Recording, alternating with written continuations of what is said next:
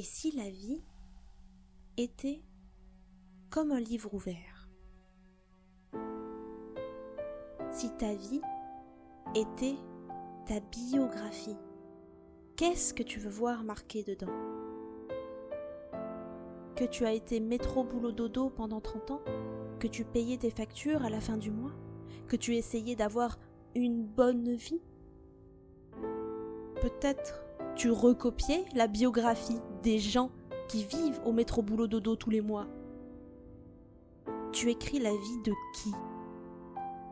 Tu écris la vie de quoi? Qu'est-ce que tu veux lire dans ta biographie? Chaque chose que l'on fait est une ligne qui s'écrit. Chaque action, chaque geste, chaque habitude, chaque café, chaque clope, chaque connard, chaque merci seront écrits.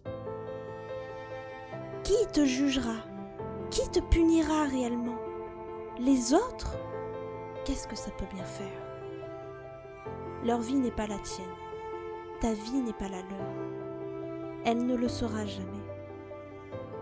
Ils seront des héros secondaires de ton histoire. Pour certains, des personnages importants et d'autres moins importants, qui partiront de ton histoire un jour. Car le périple s'écrit. Et les héros secondaires de ton histoire n'existent pas sur toutes les lignes, ni sur tous les chapitres, car les héros secondaires ont une autre biographie à écrire.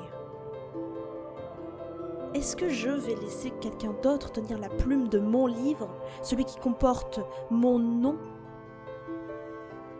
Qu'est-ce que je veux faire ici et maintenant? Je n'ai qu'une vie. Je n'ai qu'une vie. Je n'ai qu'un livre. Tout ce que j'ai écrit n'est écrit dans aucun autre livre.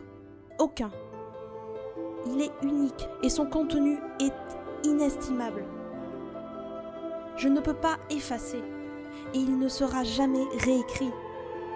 Qu'est-ce que je veux donner à celui qui lira mon livre? Quelqu'un qui a souffert en baissant la tête? Qui est frustré sans trouver de solution? Quelqu'un qui se plaint tous les jours de toutes les années? Quelqu'un qui fait la gueule? Quelqu'un qui traite ses semblables comme des déchets? Quelqu'un qui se traite d'enfoiré et qui se laisse traiter d'enfoiré? Ou alors quelqu'un qui a inventé des histoires, qui s'est battu à la sueur de son front, qui a laissé les préjugés et les sentiers battus ailleurs pour aller découvrir le monde, goûter des saveurs inconnues, aider ses prochains et rapporter des merveilles. Vais-je être celui ou celle qui souffre, mais qui ne va jamais donner le meilleur de lui-même pour s'en sortir? Vais-je être celui qui critique les autres, mais qui tire la gueule toute la journée? Où est l'histoire dans ce cas? Tout le monde a une dernière page. Le héros s'en sort à la fin. À la fin, le héros meurt en ayant passé par-dessus les obstacles. Le héros tire de la force de ses blessures. Le héros trouve le moyen de se soigner en s'en donnant les moyens. Et il ressort triomphant et heureux de ce voyage plein de pépins et de pépites, de rencontres, de coups durs, de grandes sensations, de frayeur, de courage, de doute et de fierté. Ne vais-je ne serait-ce qu'apprécier les lignes que je suis en train d'écrire? Je n'ai rien à perdre.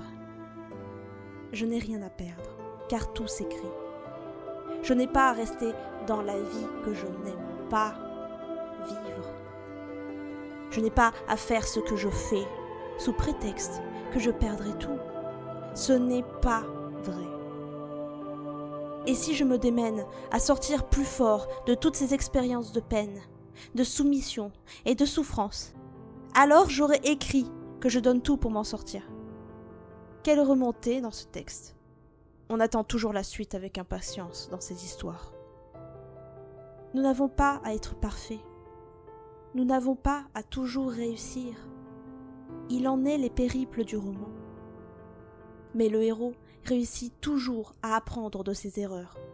C'est ce qui fait sa force, c'est ce qui fait qu'on l'aime. Et il s'adaptera. puis deviendra fort. C'est bien parce que c'est ça, la dureté et le principe de la vie, que personne n'aime les héros parfaits. La vie est dure, mais la vie est aussi un cadeau. Et on ne la vit qu'une fois pour toutes. Chaque ligne a la qualité que nous lui donnons. Et le livre, quant à lui, est déjà relié. Un jour, comme toutes les autres biographies, il y aura une page de fin. Alors, que vais-je faire de ma vie ?